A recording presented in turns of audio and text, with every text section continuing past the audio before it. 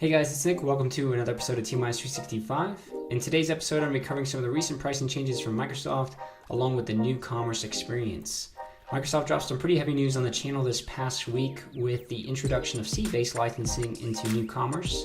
New commerce was first announced back in 2019 for Azure, and if you're not familiar, it's essentially consolidating a bunch of channels in which a customer can transact into one, and it's simplifying the journey for both the customer and the partner under various methods like a CSP model versus direct with Microsoft versus EA and things like that.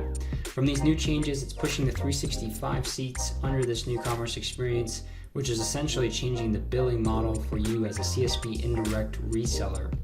One of those big disruptive changes that came was the fact that Microsoft's really pushing everybody into an annual-based term for 365 seats. They're still keeping the month-to-month plan available, but it's going to be at a 20% premium cost over an annual plan or a multi-year plan, which I'll be unpacking later. The other big announcement was they're changing their cancellation policy so that you can only get a prorated refund within the first 72 hours of purchase, really incentivizing you to not perform any decrements over the year of your term, whatever term you get it into. So I'll be unpacking all of that in today's video, show you some comparisons of how the billing model shifted, giving you all the details, along with some recommended actions to take, as this is an impending event from Microsoft. Before I get into everything, if you do want to see more content around Microsoft and the MSP space, be sure to subscribe. Getting into it here, this is a simplified view of the differences in the old model versus new commerce experience. Month to month has that 20% premium in price, and they don't provide any refunds in the first 72 hours of purchase. Trials are actually going to auto-convert now, whereas they had to be manually converted in the past to a paid subscription. And new commerce experience is also going to offer a multi-year agreement, much like the traditional EA agreements have done in the past. On a more granular comparison here, we can take a look at the differences between terms under new commerce. The annual and multi-year plans will allow you to pay monthly. Cancellation options incentivize you to only make seat changes upward throughout the year, but not back down. Annual prices will be the same as before new commerce experience. It will have the same renewal dates no matter if you increment seats mid-term. That single increment will just be prorated for the remainder of the term, and you'll receive that prorated charge on your monthly invoice. Because of the premium pricing, I would now think that the monthly terms are going to be better suited for seasonal workers. Annual terms can be used for most full-time employees, and a 3-year term can be leveraged where you have low employee churn.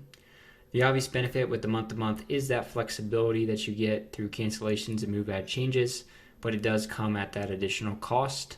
Both the annual and the 3-year plan come with the pricing locked in case Microsoft decides to increase their prices again here. Additionally here, I wanted to reflect on a common example here of an annual paid monthly. So let's say you have a subscription, you start with a customer that's business standard, you have a quantity of 10, your purchase date's on October 15th, and so your renewal date's going to be on October 15th of 2022. Then during the year, you go ahead and increment by 5 seats. Your total quantity is 15. You increment that date on January 14th, and your renewal date is still going to be 10/15 for that total quantity of 15. What's actually going to happen is you're going to get a prorated charge for those 5 seats that will reflect on your next invoice. So in this case, since this change happened in January, we'll see that change in February invoice, and that'll be for 1 month prorated charge, plus we'll have additional line item for our total quantity of 15 for that month as well too. And then here at the end of your term, you can decrease that seat count by 5, go back down to a quantity of 10, and that will reduce your license back down to the holistic quantity of 10 without any penalty for cancellations, and you obviously don't have to worry about prepaying and being committed to that as well too. So that's just a common example that you would run through I wanted to show here. Next, we'll get into timelines, which is reflecting on the changes that are coming. October of next month, if you're watching this video currently, is when you'll be able to go ahead and start purchasing this licensing or converting your licensing under the new commerce experience. In March of 2022 is when you're actually going to be starting to require enforcement of new commerce over the legacy model. So that's kind of when you have to align things with some of the recommendations I'll be getting into here in the next couple of slides. You're basically going to have new subscription orders and renewals into the new commerce experience over this legacy model. October of 2022, the incentives are only available for transactions under new commerce. You'll no longer receive any incentives under the previous experience.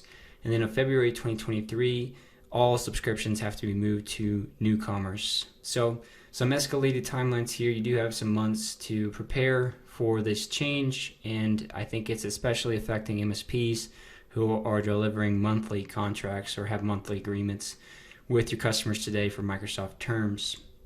So some additional considerations that you have here that I go and mention is obviously first and foremost anniversary hell. So basically looking at all the different anniversary dates you could have across all of your customers, and even at a customer level, various subscriptions could have different anniversary dates. So that can quickly get out of hand from a management perspective. So I'd recommend doing something like documenting in IT Glue or Hoodoo, whatever documentation tool you may use today, just to keep track of that and create alerts and things of that nature. You're also going to run into this scenario where you have a mix of terms for the same product for the same customer.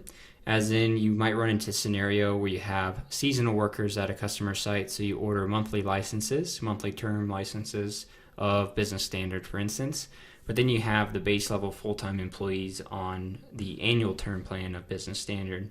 So you could have a mix of both, and that's where I kind of recommend you may want to create two separate products within your PSA tool just to accommodate for that, maybe in the invoice description so they could see a price discrepancy, because they're going to be two different price points there. Windows 365 Cloud PC is not in this agreement where you have a 20% markup for monthly subscriptions. It can be in the monthly subscription and be at the same price as annual. That is obviously subject to change though here in the future. Next one here, if you participate, you are not subject to additional price increases. Microsoft announced price increasing outside of this on some of their base level plans, and the ones that I reflected on here on the right are the ones I see most popular in the channel, which is Business Basic, Business Premium, and E3. So if you were to participate in the new commerce experience and get people under the annual subscriptions, you wouldn't be subject to these changes, and you could retain your $20 pricing at least for 1 year and lock that in. If you did the 3-year, you could lock it in for 3 years as well. New incentives are coming October 1st for new commerce, so stay tuned for those. They'll be changing up from what they have today. There's some telco changes, no more communication credits. They're accommodating for the licenses that have potential overages, like the calling plans within Microsoft. So previously you had to establish and purchase some communication credits as like a buffer if you ran out of your calling minutes. And now they're just doing a usage plan where you only pay for what you use in excess, which is great. They also mentioned some hybrid use benefits, some home use program, and multi-geo add-ons, which more detail to come there. Not a whole lot of detail right now. Multi-geo add-on is interesting to me just simply because it would allow you to support multiple regions within the same tenant, which is a problem I feel like is existing in a lot of environments today. So some final recommended actions I would provide to you here just to help during this transition. First and foremost, work with your distributor to understand how they're managing this NCE rollout starting October 1st. You'll want to ask them some questions like when you'll be able to convert your subscriptions, how you can convert your subscriptions, if they'll allow for the purchase of the same product twice with two separate terms. Are they running any type of promotions to help you during this transition period? Are trials going to auto-convert? Some of those things that I went through earlier are some of the things that you want to run by them. They should be the one helping you out for the most part on initially trying to organize this. If you have month-to-month contracts, get all your customers to agree to 1-year terms. Payments can still be made monthly, so you could still make them pay monthly, but you're kind of in this ultimatum of telling them that they need to agree to at least a yearly term that you renew every year. In lieu of having a 20% additional charge coming for their seats.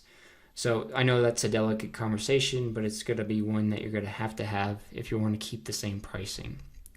You want to also create separate products in your PSA tool with descriptions that reflect annual versus monthly pricing separation. I mentioned that a little bit earlier, but essentially here you could run in that scenario where you have two of the terms and you want to clearly depict that on the invoice.